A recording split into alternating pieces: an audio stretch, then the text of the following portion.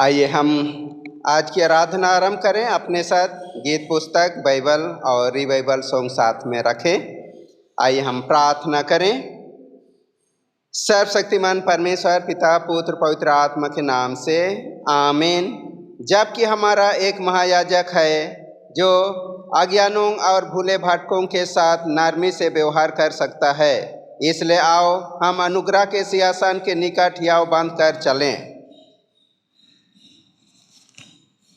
यीशु ने कहा, तुम्हें नमूना दिखा दिया है कि जैसा मैंने तुम्हारे साथ किया है तुम भी वैसा ही किया करो। हे सर्वशक्तिमान प्रभु परमेश्वर पिता, हम तेरा धन्यवाद करते हैं जो तूने आज अपनी नाम की महिमा हमारे बीच में अपने पुत्र के द्वारा से प्रकट किया है और अपने वचन के द्वारा से और पवित्र आत्मा की अगुवाई से हम सबों को तूने मार्ग दिखाया। हमारे जीवन के सारे बोझ चिंता तू ही दूर करके सदा हम सबों को आनंदित किया है। हम तुझे धन्यवाद देते हैं हर प्रकार दुख तकलीफ काश चिंताएं बोझ से बचाते हुए रात्रि घड़ी में सबों को चैन की निद्रा दी और आज की इस नए भोर नए जीवन में पहुंचाकर तेरे निकट आकर इस ऑनलाइन आराधना में सम्मिलित किया है। इस समय अपनी उपस्थिति दे ताकि हम आत्मा और सच्चाई से तेरी महिमा के गीतों को गाएं, तेरे वचन सुने और आत्मिक जीवन में हम फल लाएं, हमारे प्रभु यीशु ख्रिस्ट के द्वारा, आमीन। हम परमेश्वर की महिमा करते हुए हम गीत गाएंगे। गीत नंबर 3, हिम नंबर 3।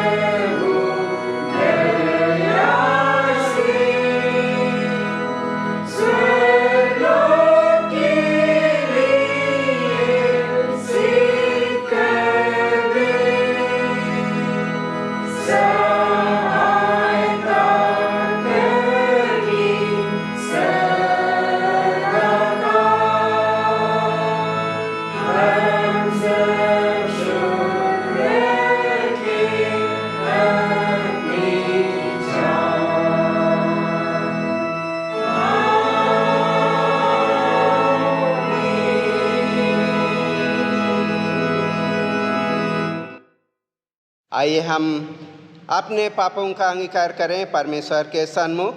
यदि हम कहें कि हम में कुछ भी पाप नहीं तो अपने आप को धोखा देते हैं और हम में सत्य नहीं। यदि हम अपने पापों को मान लें तो वह हमारे पापों को क्षमा करने और हमें सब अधर्म से शुद्ध करने में विश्वास योग्य और धर्मी है। इसलिए हम पश्चाताप और विश्वास के साथ अपने पापों का अंगीकार करें। हम परमेश्वर की कृपा से उसकी आज्ञाओं का पालन करने का और सब लोगों के साथ मेल मिलाप और प्रेम से रहने का दृढ़ संकल्प करें।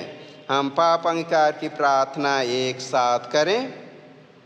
हे सर्वशक्तिमान परमेश्वर, हमारे स्वर्गीय पिता, हमने मन, वचन और कर्म से तेरे विरोध और अपने साथियों के विरोध पाप किया है। हमने अपनी अज्ञानता और दुर्बलता के कारण और जानबूझकर ही बुराई की है और भलाई करने में असफल रहे हैं। इन सब पापों के लिए हम सचमुच खेदित हैं और अंतःकरण से पश्चाताप करते हैं। तेरे पुत्र यीशु ख्रीष्ट ने हमारे लिए अपने प्राण दिए, उसी के कारण हमने जो पाप किए उनको क्षमा कर और यह वर दे कि भविष्य में हम नया जीवन पाकर सदा तेरी सेवा करें, ताकि तेरे पवित्र नाम की महिमा हो। आमीन। सर्वशक्तिमान परमेश्वर उन सबको क्षमा करता है जो अपने साथियों को क्षमा कर तो सच्चा पश्चाताप करते हैं। वह आप पर दया करे, आपके सब पापों को क्षमा करे और उन सबों को छुटकारा दे, सब भले कामों में आपको स्थिर और सबल करे और शाश्वत जीवन में बनाए रखे। आमीन। परमेश्वर का धन्यवाद हो। हम प्रार्थना करें। हे प्रभु हम पर दया कर। ख्रिस्त हम पर दया कर। हे प्रभु हम पर दया कर। हे हमारे पिता, तू जो स्वर्ग में है, तेरा नाम पवित्र माना जाए, तेरा राज आए, तेरी इच्छा जैसे स्वर्ग में पूर्ण होती है वैसे पृथ्वी पर भी हो। हमारे दिन भर की रोटी आज हमें दे और हमारे अपराधों को क्षमा कर जैसे हमने भी अपना अपराधियों को क्षमा किया है, और हमें परीक्षा में ना डाल परंतु बुराई से बचा, क्योंकि राज, पराक्रम और महिमा अब और सर्वदा तेरी ही है। आमीन। हम परमेश्वर का वचन पाठ सुनने से पहले रिवाइवल सॉन्ग से गीत गाएंगे। गीत नंबर 32, हिम नंबर 32।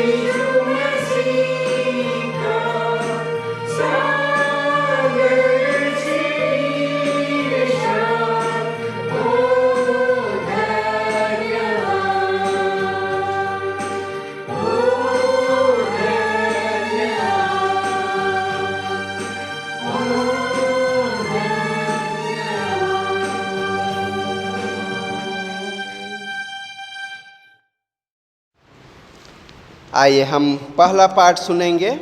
निर्गमन के पुस्तक उसका 19 अध्याय और उसका पहला पद, दूसरा का खा से 6 पद तक।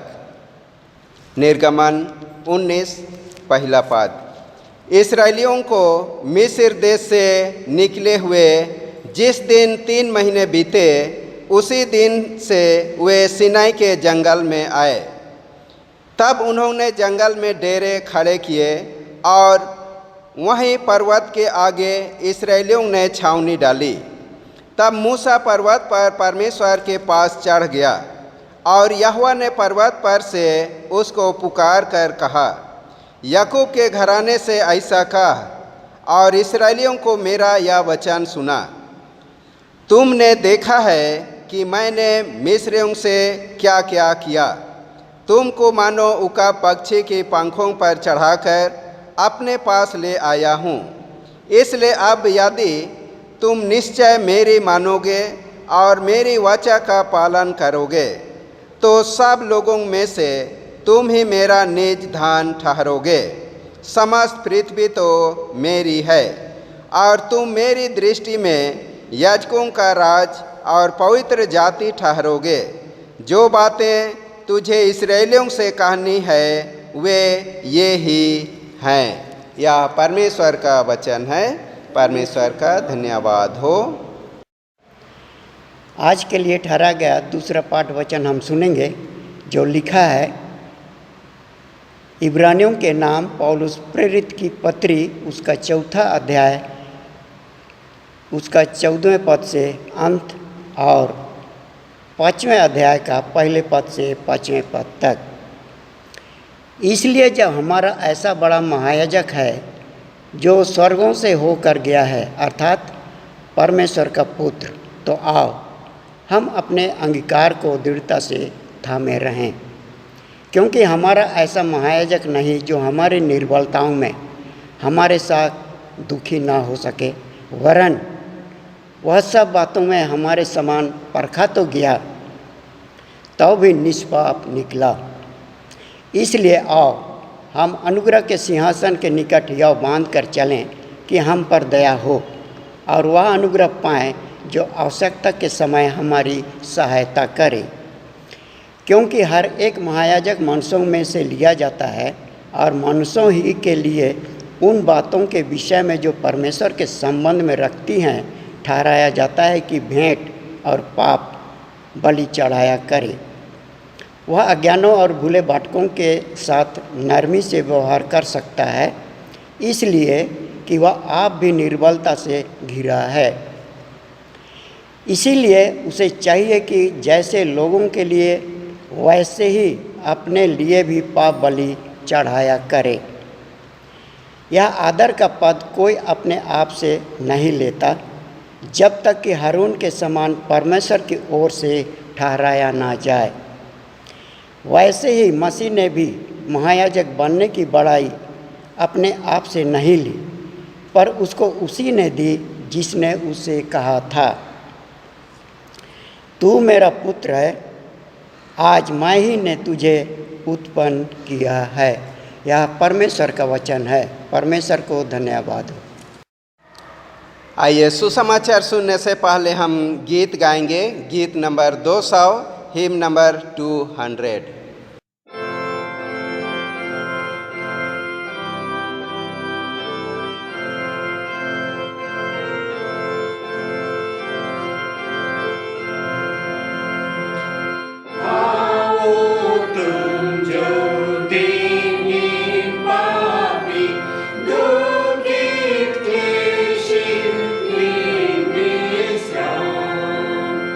आपके कारण जो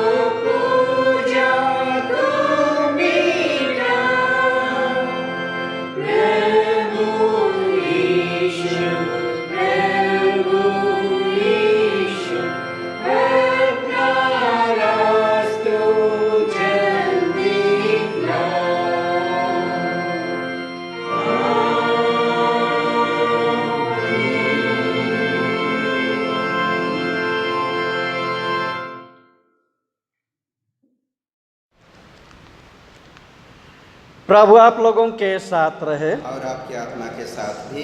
सुसमाचार पवित्र मत्ती रचित सुसमाचार 11 अध्याय 25 पद से आरंभ होता है। हे यीशु ख्रिस्त तेरी ही महिमा हो। मत्ती 11 अध्याय 25 से आगे।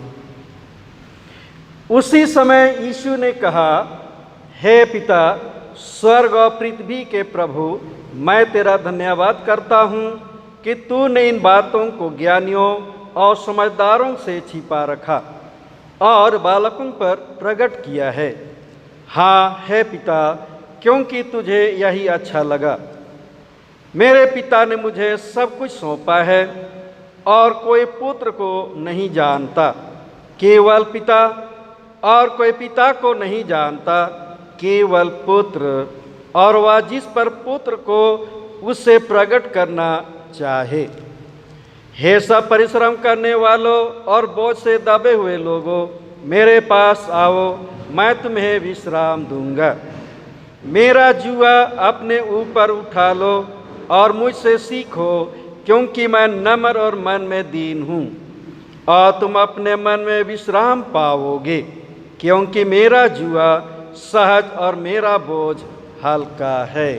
यह ख्रिस्ट का सुसमाचार है। हे प्रभु यीशु तेरी स्तुति हो।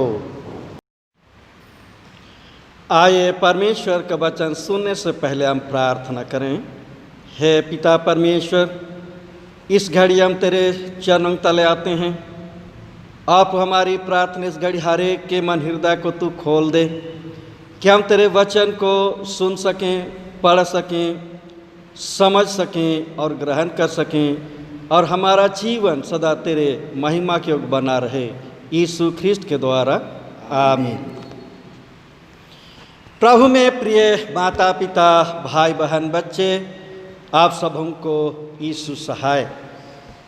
परमेश्वर का धन्यवाद हो आज का दिन और सुंदर भोज जो प्रभु ने सबों को अपनी ही महिमा के लिए दिया है। आज पवित्र आत्मा अवतरण पर्व के पश्चात 10वां प्रभुवार है और अंतर्राष्ट्रीय आदिवासी दिवस भी है। आज के मनन ध्यान के लिए विषय है, परमेश्वर बोझ से दबे हुओं की चिंता करता है। परमेश्वर बोझ से दबे हुओं की चिंता करता है। आइए इसी विषय पर आज हम लोग ध्यान मनन करेंगे। यीशु ने कहा, हे सब परिश्रम करने वालों और बोझ से दबे हुए लोगों, मेरे पास आओ, मैं तुम्हें विश्राम दूंगा। मत्ती 11:28। यीशु के उपरोक्त कथन में 2 शब्द है जिस पर हम लोग मनन करेंगे। पहला परिश्रम और दूसरा बोझ। हम लोग एक एक करके देखेंगे। परिश्रम। सृष्टि के आरंभ में ही मनुष्य के पाप के कारण भूमि और मनुष्य का जीवन शापित हो गया है। आदम से यहोवा परमेश्वर ने कहा, तूने जो अपनी पत्नी की बात सुनी और जिस वृक्ष के फल के विषय मैंने तुझे आज्ञा दी थी कि तू उससे ना खाना, उसको तूने खाया है, इसलिए भूमि तेरे कारण शापित है। तो उसकी उपज जीवन भर दुख के साथ खाया करेगा और अपने माथे के पसीने की रोटी खाया करेगा। उत्पत्ति 3 अध्याय का 17 और 19 पद। मनुष्य अपने और परिवार का पालन पोषण के लिए भूमि पर जीवन भर परिश्रम करता है, शारीरिक और मानसिक परिश्रम करता है। मनुष्य दिन के उजाले में परिश्रम करता है और रात के अंधियारे में विश्राम करता है। क्योंकि परमेश्वर ने दिन को मनुष्य के काम करने के लिए बनाया है और इसलिए मनुष्य दिन को काम करता है और रात को इसलिए बनाया कि मनुष्य विश्राम करे। किंतु वर्तमान समय में कुछ ऐसे विभाग हैं जिसमें मनुष्य रात में परिश्रम करता है और दिन को विश्राम करता है। जैसा भी हो, मनुष्य जब परिश्रम करता है, चाहे शारीरिक हो या मानसिक हो,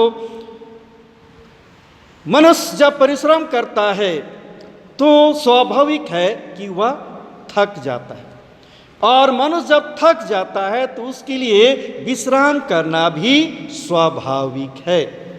यहाँ परिश्रम करने वालों के बदले थके लोगों कहना ज़्यादा उचित है, क्योंकि थके और परिश्रम करने वालों को विश्राम की आवश्यकता होती है। यीशु का कथन इस तरह के थके हुओं के लिए नहीं है। यीशु का न्योता उन लोगों को है जो लोग सत्य अर्थात परमेश्वर की खोज करते थक गए। लोगों को प्रतिदिन के जीवन में कई कठिनाइयों का सामना करना पड़ता था। विधवा, अनाथ, गरीब, लाचार, परदेशी का जीवन कष्टमय हो गया था, क्योंकि बड़े लोग अर्थात धनवान और अधिकारी उन्हें सताया करते थे। जिनके पास बहुत कुछ था किंतु सांसारिक धन संपत्ति में उन्हें शांति नहीं मिलती थी।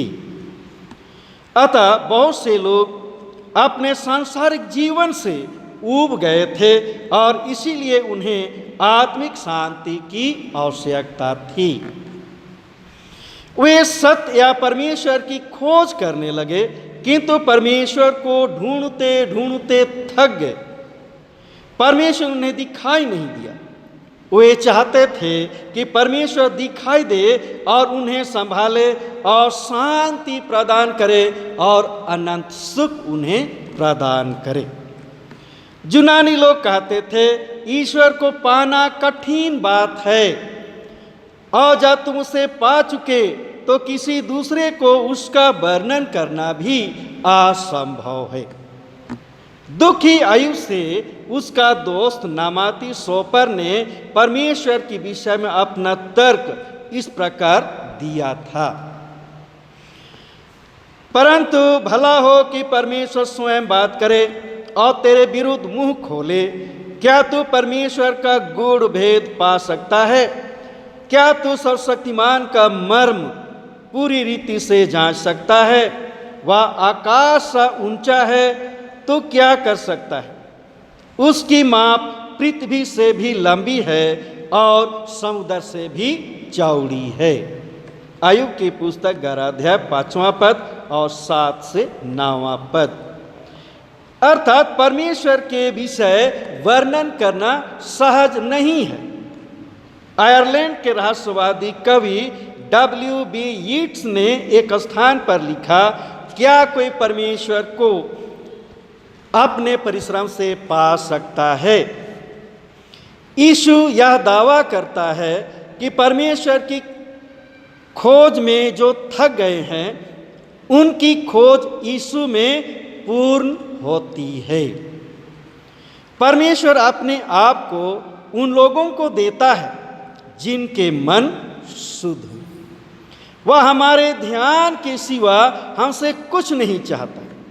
परमेश्वर को जानने का रास्ता मन से उसकी खोज करना नहीं है, परंतु यीशु की ओर ध्यान देना है। यीशु ख्रिस्ट का ध्यान करने में परमेश्वर की खोज समाप्त हो जाती है, क्योंकि यीशु में हम देखते हैं कि परमेश्वर कैसा है। एक बार यीशु ने फिलिपुस से कहा, हे फिलिपुस, मैं इतने दिन तुम्हारे साथ हूं, क्या तू मुझे नहीं जानता? जिसने मुझे देखा है उसने पिता को अर्थात परमेश्वर को देखा है। यूहन्ना रचित सुसमाचार 14 अध्याय का 9वां पद। जो लोग परमेश्वर को खोजते खोजते थक गए हैं उनसे यीशु कहता है, जिस परमेश्वर की खोज में हो वह मैं ही हूं। मेरे पास आओ, मैं तुम्हें विश्राम दूंगा, अर्थात शांति और अनंत जीवन मैं तुम्हें दूंगा। यीशु ऐसे लोगों को विश्राम देना चाहता है। दूसरा है बोझ।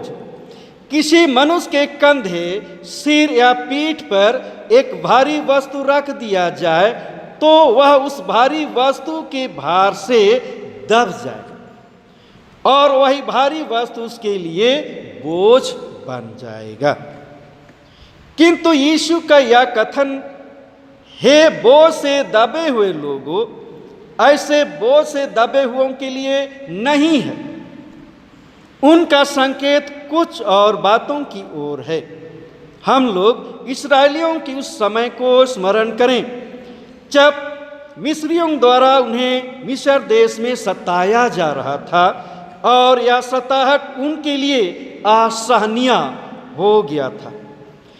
उनका रोना और चिल्लाना परमेश्वर के कान तक पहुंचा और उसने अपने लोगों को देखा और उन पर तरस खाया।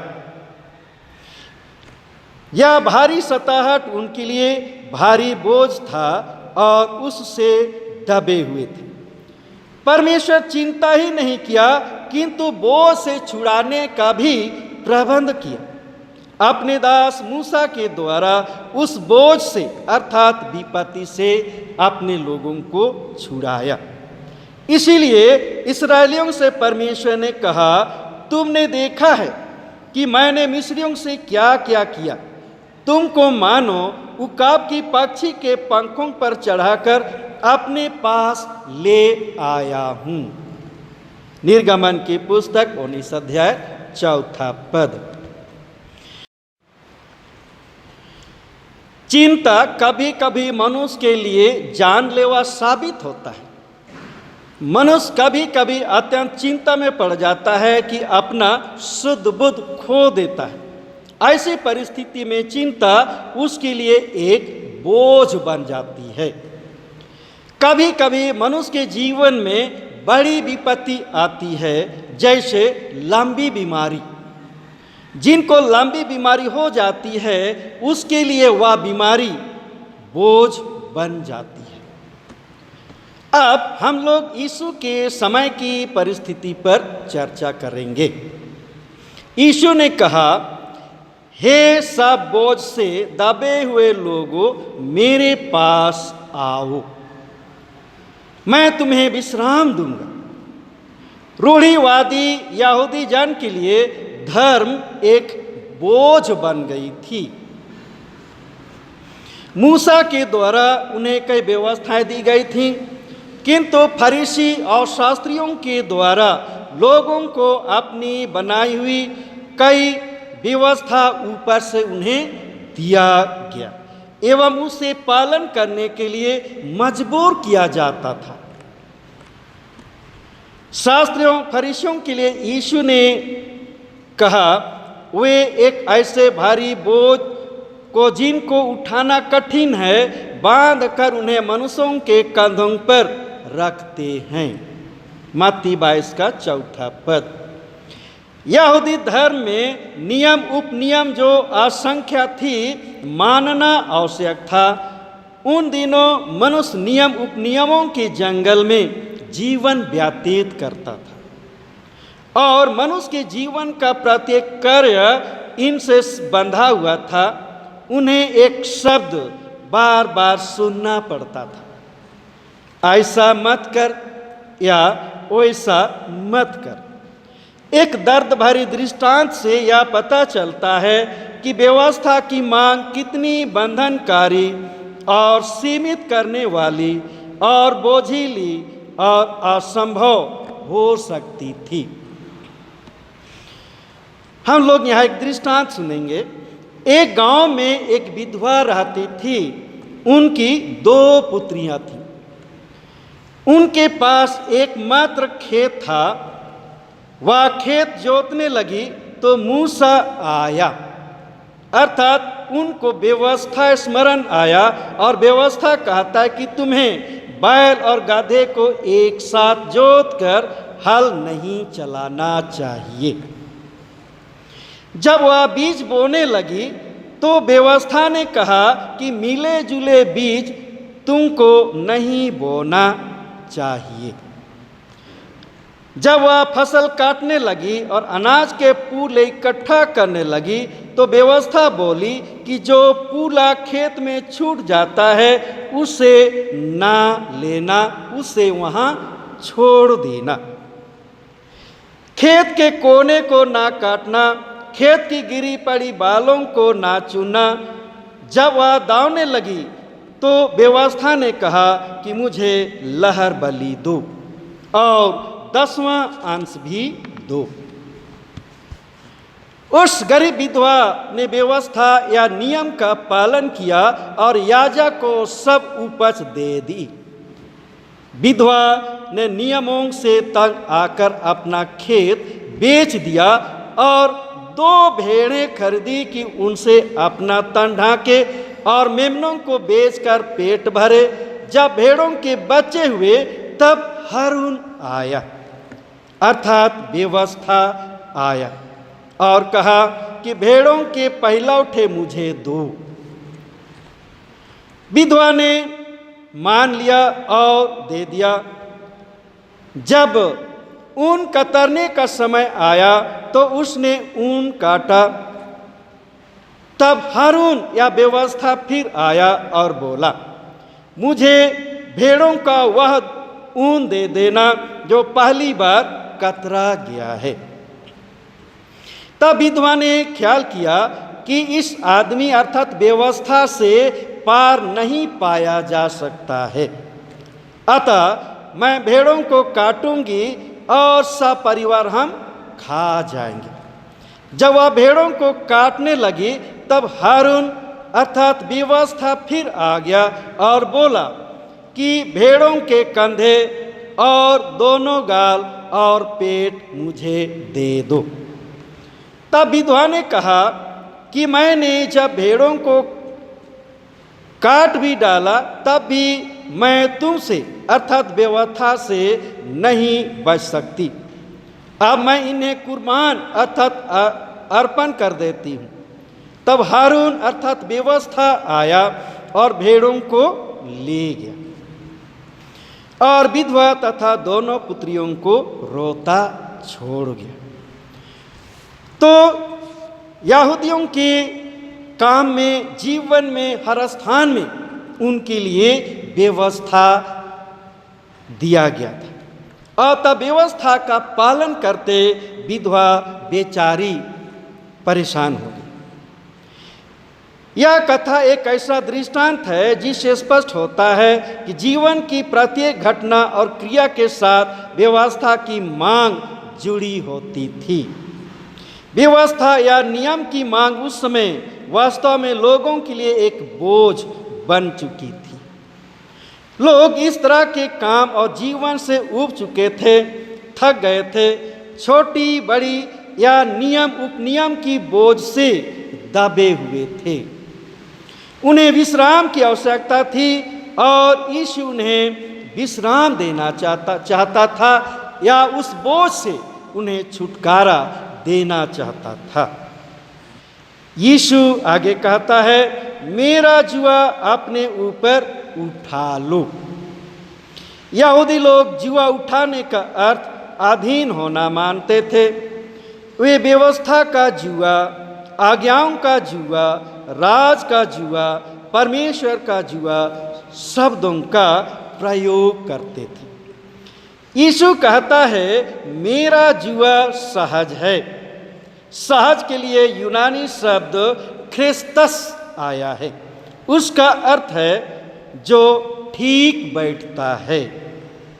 फलस्तीन देश में लकड़ी के जुए बनते थे। बैल का नाप लिया जाता था। जुआ को चिकना करते थे और बैल पर लगाकर देखते थे। तब जुआ सावधानी से जमाया जाता था कि वह ठीक बैठे और बैल की गर्दन को तकलीफ ना हो। यहाँ यीशु के कथन को इस प्रकार कहा जा सकता है कि मेरा जुआ तुम पर ठीक बैठता है। यीशु का जुआ क्या है? यीशु का जुआ उनकी आज्ञा और उनका काम है। यीशु ने कहा तो परमेश्वर अपने प्रभु से अपने सारे मन और अपने सारे प्राण और अपनी सारी बुद्धि के साथ प्रेम रख। बड़ी और मुख्य आज्ञा तो यही है, और उसी के समान या दूसरी भी है कि तो अपने पड़ोसी से अपने समान प्रेम रख। दूसरा, परंतु मैं तुमसे कहता हूं कि अपने बैरियों से प्रेम रखो और अपने सताने वालों के लिए प्रार्थना करो। तीसरा, और उसने उनसे कहा, तुम सारे जगत में जाकर सारी सृष्टि के लोगों को सुसमाचार प्रचार करो। ईशो की इस आज्ञा में हमें परमेश्वर का काम सौंपा गया है। जो आज्ञा परमेश्वर हमें देता है और जो काम हमें सौंपता है, वह हमारी ज़रूरतों और हमारी योग्यताओं पर ठीक बैठता है। परमेश्वर के पास हम में से हर एक के लिए काम है जो हमारे नाप का है। परमेश्वर के पास जो काम है वह हमारे नाप का है, यह हमारे सामर्थ्य के अनुसार है। यीशु ने कहा, मेरा बोझ हल्का है। इसका मतलब यह नहीं बोझ ढोने के लिए सरल या हल्का है। यीशु हमें बोझ से दबाना नहीं चाहता है, किंतु वह चाहता है कि सप्रेम उसके बोझ को उठाएं या सप्रेम उनकी आज्ञाओं का पालन करें और सप्रेम परमेश्वर के कामों को करें। यदि हम परमेश्वर से प्रेम करते हैं तो निश्चय हमारे लिए उनका काम का बोझ बिल्कुल हल्का होगा। यीशु उन लोगों से बोल रहा था जो परमेश्वर की खोज में निराश हो रहे थे, जो भले बनने के प्रयास में निराश हो रहे थे, जो परमेश्वर की खोज को और भले बनने के कार्य को असंभव मान रहे थे, और जो थकावट और निराशा में थे, उनसे यीशु अपने पास आने के लिए कह रहा था। हम मनुष्य जाति का सबसे बड़ा बोझ पाप है। यीशु पाप रूपी इस बोझ से हम मनुष्यों को छुड़ाना चाहता है, बचाना चाहता है। तो आइए सब परिश्रम करने वाले, हर तरह के बोझ से दबे और थके हुए लोगों, यीशु हमें विश्राम देने के लिए बुला रहा है। यीशु के पास आए, निश्चय यीशु में हम विश्राम पाएंगे। प्रभु आप सबों को आशीष दे। आइए हम प्रार्थना करें। हे पिता परमेश्वर, प्रभु तू उन लोगों के लिए चिंता करता है जो हर तरह के बोझ से दबे हुए, करह रहे हैं, थके हुए हैं, और चिंता ही नहीं करता किंतु उनको विश्राम देने के लिए भी प्रबंध करता है। पिता परमेश्वर, हमारी प्रार्थना है, जितने तेरे पास आना चाहते हैं, जितने तेरे पास आते हैं, निश्चय तू उनको विश्राम प्रदान करता है। हमारी प्रार्थना है, सारे लोगों के मन हृदय में प्रभु पवित्र आत्मा तू उंडेल दे, ताकि पवित्र आत्मा की अगुवाई में हर एक लोग तेरे पास आए और विश्राम पाए। हमारे प्रभु यीशु ख्रिस्ट के द्वारा आमीन। इस समय हम लोग गीत गाएंगे 214 214। इसी गीत के समय दान हम लोग इकट्ठा करेंगे।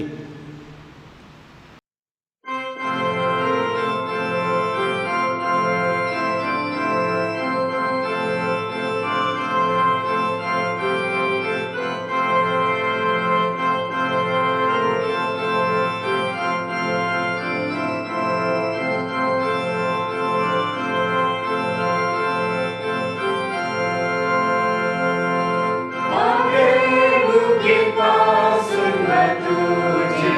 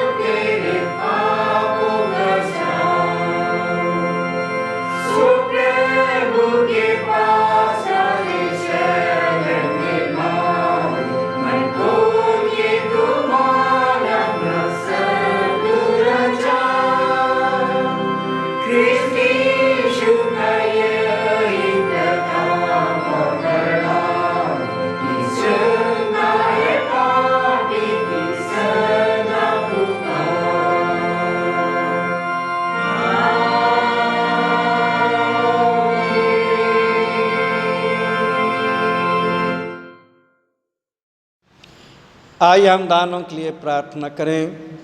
हे पिता परमेश्वर, धन अन्न महिमा सब कुछ हम तुझसे पाते हैं और उसी में से तेरी महिमा के लिए प्रभु हम अर्पण करते हैं। तू उसे शुद्ध और पवित्र कर और वह कलीसिया के काम में लाया जाए, कलीसिया की बढ़ती हो, तेरी महिमा हो। प्रार्थना प्रभु, हमारे प्रियजनों ने जिस भंडार से तेरे नाम से दिया है, उनके खाली भंडारों को फिर से तू ही भरा पूरा कर दे। हर एक देने वालों के जीवन और परिवार को तो अपनी आशीषों की भरपूरी दे, ताकि तेरे लोग अपने जीवन में किसी तरह की घटी कमी का अनुभव ना करें, किंतु तेरे आशीषों की भरपूरी में सदा बने रहें। यीशु ख्रिस्ट के द्वारा आमीन। इस समय हम लोग प्रेरितों का विश्वास वाक्य एक साथ कहेंगे।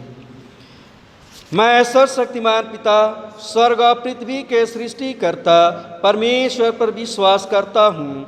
मैं उसके इकलौते पुत्र हमारे प्रभु यीशु ख्रीस्त पर विश्वास करता हूँ। वह पवित्र आत्मा के सामर्थ्य गर्भ में आया और कुंवारी मरियम से जन्मा। उसने पोंतुस पिलातुस के शासन में दुख भोगा। वह क्रूस पर चढ़ाया गया, मारा और गाड़ा गया और मृतकों के लोक में उतरा। तीसरे दिन वह जी उठा, वह स्वर्ग पर चढ़ गया और पिता की दाहिनी ओर विराजमान है। वह जीवितों और मृतकों को न्याय करने को फिर आएगा। मैं पवित्र आत्मा पर, पवित्र कैथोलिक कलीसिया पर, संतों की संगति, पापों की क्षमा, देह के पुनरुत्थान और अनंत जीवन पर विश्वास करता हूँ। आमीन। प्रभु आप लोगों के साथ रहे, आपके आत्मा के साथ भी। आइए हम प्रार्थना करें। पवित्र आत्मा अवतरण पर्व के पश्चात आज 10वां प्रभुवार है। इस प्रार्थना को चढ़ाएंगे। हे सर्वशक्तिमान पिता, तेरा धन्य पुत्र प्रभु यीशु इसलिए मरा कि हम जीवित रहें और उसने हमें सिखाया कि हम दुख को हर्ष में बदल डालें। हमारी सहायता कर कि हम एक दूसरे का भार आनंद से उठाएं और अपने उद्धारकर्ता का अनुसरण करते हुए अपनी आत्मा के लिए विश्राम पाएं। उसी के द्वारा जो तेरे और पवित्र आत्मा के साथ एक परमेश्वर अब और सदा जीता और राज करता है। आमीन। हे पिता परमेश्वर, आज प्रभु पूरे विश्व के आदिवासियों को स्मरण करते हैं। आज उनका स्मरण दिन है। प्रभु, तूने एक ही लहू से, एक ही मान से सारी मानव जाति को बनाया, किंतु मनुष्य समाज में प्रभु जाति का विभाजन किया गया। हे पिता परमेश्वर, हमारी प्रार्थना है जितने आदिवासी जाति में आते हैं प्रभु जी, उन सबों को तू संभाल। आत्मा में, शरीर में, हर तरह से प्रभु हर बात हर का उनकी सहायता कर। और पिता परमेश्वर, सारी आदिवासी जाति इस सृष्टि में बनी रहे और उनके द्वारा जो कुछ तू काम करना चाहता है प्रभु, सारा काम पूरा किया जा सके। हर एक आदिवासियों के भले जीवन, भले काम से सदा तेरी ही महिमा हो। हे पिता परमेश्वर, हमारी प्रार्थना है हर तरह के विपत्ति से, हर तरह के दबाव से उन सबों को तू अपनी सुरक्षा दे, जैसे तूने इस्राएलियों का अपनी सुरक्षा दिया। आता प्रभु, सारी आदिवासी जाति अपने आप में, अपने स्वरूप में सदा बने रहें और उनके द्वारा सदा तेरी महिमा हो। तेरे कामों को इस जगत में पूरा किया जा सके, यीशु ख्रिस्ट के द्वारा। आमीन।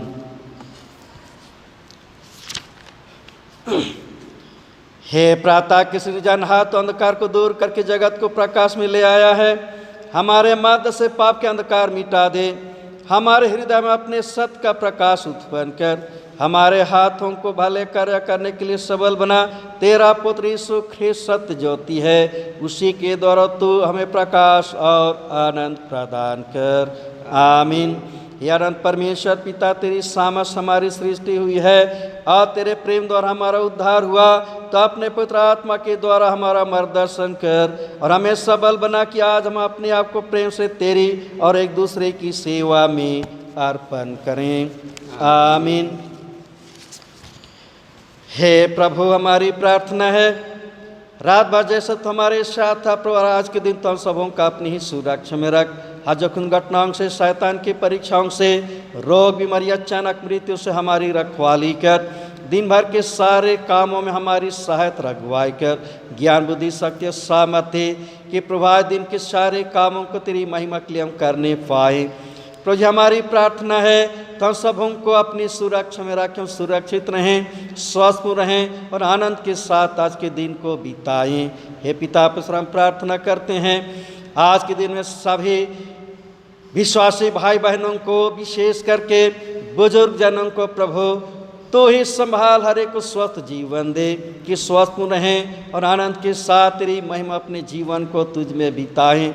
बच्चों को तो अपने भाई अपने प्रेम में बढ़ा, अपने ज्ञान बुद्धि से परिपूर्ण कर, ताकि हर एक बच्चे समय के पूर्णता में तेरे पाए जाएं। तेरी ज्ञान बुद्धि से परिपूर्ण होकर प्रभु अपने जीवन में तेरी इच्छा, तेरे कामों को पूरा करें। हे प्रभु, हम प्रार्थना करते हैं जितने बीमार जन हैं, क्लेश में हैं और विशेष करके कोरोना वायरस से पीड़ित हैं, और प्रभु हमारे कलीसिया के भाई बहन एक एक लोगों के लिए हम प्रार्थना करते हैं, चाहे अस्पताल में हो या घर में हो, जहाँ कहीं भी है पिता परमेश्वर सबको ही तेरी सुरक्षा में रहें और जैसा तू चाहता हर एक अपनी इच्छा अनुसार स्वतंत्र चंगाई जीवन दे। पिता परमेश्वर, हम प्रार्थना करते हैं जिनकी आत्माओं को तूने अपने पास बुला लिया, विशेषकर मसीदास संकुरा, उनकी आत्मा को तू शांति दे और परिवार के दुखित जनों को तू संभाल, ताकि वे समय के पूर्णतः में अपने दुख को भूलने पाएँ और तेरी तो धन्यवाद कर पाएँ। हे प्रभु, हम प्रार्थना करते जितने बीमार जनों की सेवा में लगे डॉक्टरों नर्सों को अपनी सुरक्षा दे, स्वस्थ जीवन दे कि स्वस्थ रहें और ऐसे लोगों की देख रेख सेवा देने पाएँ। आप प्रभु जी सब लोग तुझसे स्वस्थ और चंगाई जीवन को पाकर धन्यवाद करें, तेरी ही महिमा करें। हे प्रभु, हम प्रार्थना करते हमारे एक एक प्रियजनों के लिए जो हमसे दूर है, निकट है, सबका अपनी सुरक्षा में रख, हर एक को स्वस्थ जीवन दे, हर एक को तू संभाल। आप प्रभु, जिस कोरोना वायरस के कारण से इस समय जितने लोग भय व शांति में जीवन व्यतीत करते, तू उनको संभाल। इस वायरस को तू नाश कर, इस महामारी को मानव जाति के बीच से दूर कर, शैतान दुष्ट आत्मा के सारे कामों को तू बंद कर, ताकि तेरे लोगों को प्रभु फिर से आनंद और शांति का जीवन मिले। हे पिता परमेश्वर, हम प्रार्थना करते हैं प्रभु जी हमारे देश के लिए और हमारे देश के राष्ट्रपति, प्रधानमंत्री, राज्य के राज्यपाल, मुख्यमंत्री, हमारे DCSP और जितने देश और लोगों की सेवा कर, उनकी सहायता कर, ताकि देश की उन्नति और लोगों का मन चैन का जीवन मिले। हे पिता परमेश्वर, हम प्रार्थना करते हैं जितने हमारे सैनिक प्रभु देश की रखवाली में रक्षा रखवाली कर, उनकी सहायता कर, उनको सुरक्षा दे। आप प्रभु जितने शासन प्रशासन के विभाग में काम करते हैं, अन्य अन्य विभागों में काम करते, उन सबों को अपनी सुरक्षा दे कि स्वस्थ रहें और अपने क्षेत्रों में अपने कामों को भली भांति कर पाए। हे प्रभु, हम प्रार्थना करते इस घड़ी हमारे छोटनागपुर डायसिस के लिए, जबकि प्रभु इस समय अस्थिर अवस्था में है, प्रभु जितने इसको स्थिरता प्रदान करने में लगे, उनकी सहायता कर, अगुवाई कर, ताकि उनके अथक प्रयास से समय पर डायसिस को फिर से स्थिरता दिया जा सके और कलीसिया के लोगों के द्वारा आनंद के साथ तेरी महिमा धन्यवाद होने पाए।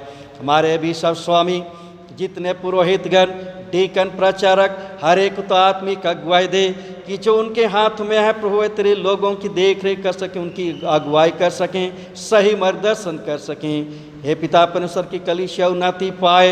हमारे टाटा नगर पास रहते एक विश्वासी भाई बहनों को तेरे पवित्र हाथ में समर्पित करते हैं। शैतान के छल बल, बुरी शक्ति, बुरी शिक्षाओं से सबों को बचाए रख।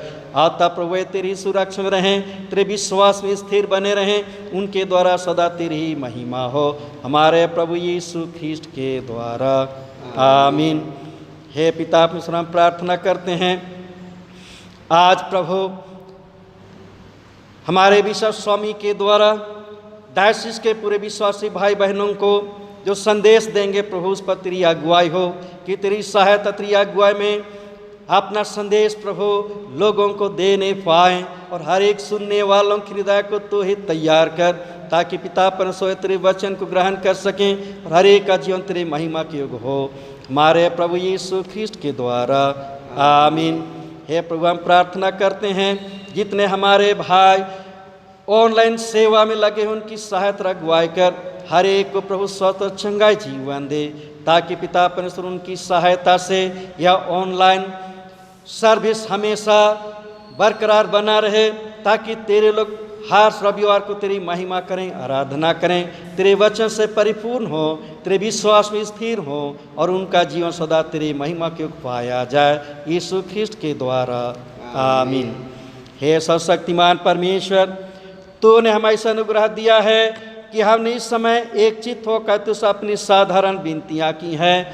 और तू प्रतिज्ञा करता है जब 2 या 3 मेरे नाम पर इकट्ठे हों तब मैं उनका मांगा बर दूंगा। अब हे प्रभु अपने दासों के मनोरथ और विनतियाँ इस रीति से पूर्ण कर जिससे उनका परम लाभ हो, इस लोक में अपने सत्य का ज्ञान और परलोक में अनंत जीवन हमें दान दे, आमीन। अवसर शक्तिमान परमेश्वर पिता पुत्र पवित्र आत्मा की आशीष सब पर हो और आप सबों के साथ सर्वदा रहे, आमीन। सबको यीशु सहाय। आज हमारे छोटनापुर डायसिस के बिशप स्वामी बीबी वास के हर एक विश्वासी भाई बहनों को एक संदेश देंगे। सो हम 8 बजे से रांची कैथेड्रल में आराधना आरंभ होगी, निश्चय उस आराधना में हम शामिल हों। धन्यवाद।